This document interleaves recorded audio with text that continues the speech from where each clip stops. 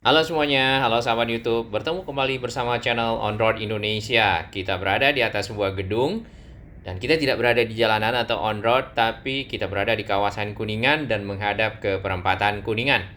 Di sini kita akan melihat lebih dekat tentang konstruksi layang LRT Jabodebek lintas rel terpadu, terutama untuk lengkung bentang panjang ya, long span yang ada di depan kita, di mana itu membelok langsung dari arah Gatot Subroto masuk ke Jalan Rasuna Said. Jarak antara dua pilar yang di sini berseberangan itu adalah sekitar 140-an meter. Dan itu diklaim paling panjang di dunia hasil karya anak bangsa Indonesia. Nah, biasanya antar pilar itu hanya 80 meteran. Baik, kita rehat sejenak. Terima kasih kami kepada semua sahabat yang terus mendukung channel ini berkembang lebih baik, berbagi informasi yang bermanfaat bagi para pengguna jalan seperti ini dan pengguna moda transportasi. Di sebelah kiri kita terdapat pertemuan dua lintas pelayanan ya, dari sini jalurnya, yaitu yang dari arah Cibubur dan dari arah Bekasi. Sedangkan langsung di sini ada stasiun LRT interchange. Ya, stasiun ini bisa dilihat agak lebih lebar dari stasiun-stasiun LRT lainnya karena merupakan tempat atau lokasi pertukaran para penumpang. Nah, setelah dari stasiun Cawang, tidak lama sehabis itu ada stasiun LRT Ciliwung. Ya, tampaknya bagian depan dari mobil yang ada di sebelah kiri kita itu ada sedikit permasalahan. Oke, kita akan fokus lagi ke stasiun yang ada di sini. Nah, setelah stasiun LRT Ciliwung itu ada stasiun LRT Cikoko. Jaraknya tidak begitu jauh karena di sekitar sini juga ada KRL ya, stasiun KRL Cawang, di mana di sana KRL sendiri melayani penumpang dari arah Manggarai menuju ke arah Pasar Minggu, kemudian Depok, kemudian terus ke arah Bogor. Nah, dari stasiun LRT Cikoko tadi ya, kita tidak dapat melihat ada stasiun baru menjelang Pancoran, namun setelah Pancoran ada stasiun LRT berikutnya ya, dan itu jaraknya lumayan jauh ya, lumayan jauh dibandingkan dengan dari Ciliwung sampai ke Cikoko ya. Nah, di bagian kiri kita ini ya dapat kita lihat ada kereta LRT yang sedang stabling atau parkir karena mungkin masih menunggu dari depo yang ada di Jatimulya selesai ya. Nah, di bagian sini si stasiun LRT Pancoran ya dapat kita lihat di bawah situ tuh di bagian kiri ada semacam konstruksi baja yang disusun ya, untuk membentuk tangga, sepertinya tangga, kemudian ada lift ya. Namun kalau kita lihat tadi sebenarnya sudah ada JPO di sana seperti ini ya, jembatan penyeberangan orang yang model begini, tapi apakah disambungkan dengan si akses bridge atau anak tangga tadi atau tidak, kita belum tahu. Oke, kalau kita mengarah ke arah Kuningan ya, setelah Pancoran ya tidak ada stasiun baru di sepanjang Gatot Subroto sampai dengan nanti si layang konstruksi ini berbelok ke kanan seperti itu ya, dan melengkung ya, melengkung.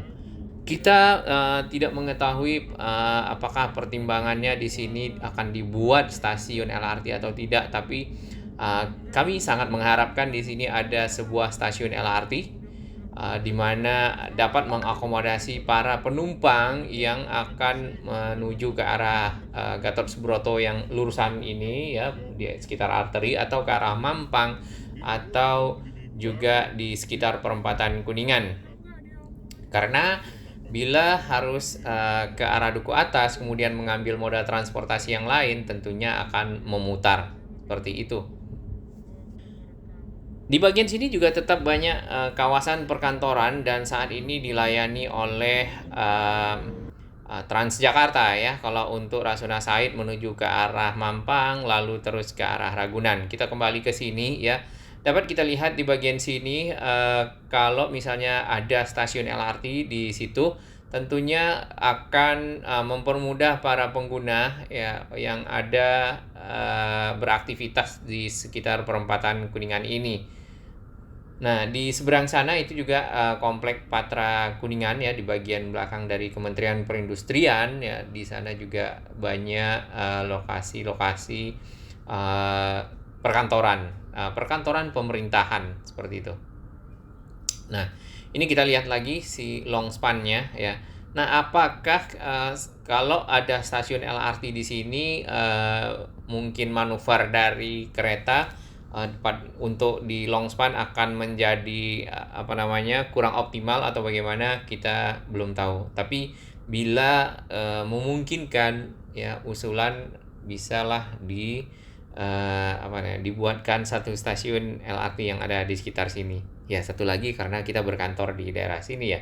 Jadi turun stasiun tinggal jalan kaki dan sampai di perkantoran. Sedangkan lahan yang ada di sini ya masih pada kosong. Nah, di sana dapat kita lihat ya, ada satu kereta itu ya. Nah, itu keretanya masih stabling di sana, dan jalur Cawang ke arah Duku Atas itu sudah diuji coba nampaknya, karena keretanya sudah lalu lalang, dan sudah ada juga yang ada di sekitar Duku Atas kemarin sempat uji beban ya. Tentunya jalur ini long span-nya juga sudah teruji untuk dilewati oleh si kereta LRT dengan baik. Ya, tinggal nanti bagaimana bisa dimanfaatkan untuk para penumpang ya. Maksudnya dikasih beban para penumpang. Nah, di bagian kanan kita ini ada jalur Transjakarta juga layang yang mengakomodasi para pengguna Transjakarta dari arah Ciledug ke arah Tendean sini atau ke arah Kuningan ya, dan sebaliknya. Sedangkan di bawah kita ini adalah underpass Mampang. Underpass ini lumayan panjang dan cukup bagus ya. Tadinya di sini ya, kedua perempatan Mampang kemudian perempatan Kuningan itu bertemu sebidang antara arus yang dari selatan menuju ke utara dan sebaliknya, serta arus dari timur menuju ke barat, sehingga biasanya membuat ekor kemacetan semakin panjang. Nah, dengan adanya underpass ini ya, arus lalu lintas dari utara ke arah selatan dapat dengan leluasa ya menuju ke arah yang diinginkan tanpa harus terhambat. Hanya saja nanti kalau yang dari arah Rasuna Said naik ke atas untuk berbelok ke Tendean, kadang-kadang memang masih terdapat ekor kemacetan karena ada lampu merah. Nah, di kawasan ini sebenarnya banyak sekali perkantoran ya, terutama Gatot Subroto di situ ya. Kemudian ini masuk ke Jalan Kuningan Barat. Ini adalah gedung cyber ya. Mungkin beberapa waktu lalu gedung cyber pernah kedengaran di media ya. Nah, tentunya dengan adanya stasiun yang di sekitar perempatan Kuningan, stasiun LRT ya, mereka yang ada di sini, perkantoran yang ada di sekitar perempatan Kuningan ya, mereka bisa turun dan tinggal berjalan kaki sampai ke area bisnis ya. Dan tentunya itu mendukung konsep dari transit oriented development, di mana stasiun dan kawasan hunian atau kawasan bisnis komersial berada dalam lokasi yang berdekatan ya, biasanya di jarak 100 sampai 200 meter ya. Ya, Jakarta cukup berawan di sore hari ini. Nah, dapat kita lihat cukup banyak Transjakarta yang berseliweran. Underpass ini cukup terjaga dengan baik dari tangan-tangan jahil, di mana terjadi vandalisme di mana-mana. Underpass yang baru dibangun pun seperti kemarin sempat di Bulak Kapal ya, Bekasi Timur, kemudian underpass yang ada di Kabupaten Bekasi itu sudah banyak coretannya ya. Dan semoga ini tetap terjaga sehingga kenyamanan dan kebersihan dari infrastruktur yang sudah dibangun untuk kita semua ya dapat berlangsung cukup lama. Semoga nanti di bulan Agustus si LRT-nya dapat beroperasi ya, dan para pengguna di 3 lintas pelayanan baik dari Cibubur, dari Bekasi, kemudian Duku Atas sendiri ya dapat menggunakan LRT-nya sehingga lebih efisien ya mungkin. Terutama tarifnya itu kalau nggak salah sekarang jadi 15.000 ya. Tadinya 12.000 ya. Kalau ada beberapa usulan dari para sahabat On-Road Indonesia itu kalau bisa di bawah 10.000 karena beberapa moda transportasi masih di bawah 10.000. Nah, tinggal bagaimana strateginya agar tarifnya dapat terjangkau, kemudian para pengguna moda transportasi kendaraan pribadi bisa pindah ke moda transportasi ini karena tentunya lebih hemat waktu ya apabila macet, kemudian juga tentunya hemat BBM ya, kemudian Bekasi ya, Cibubur, Jakarta memiliki lingkungan dengan udara yang lebih bersih ya.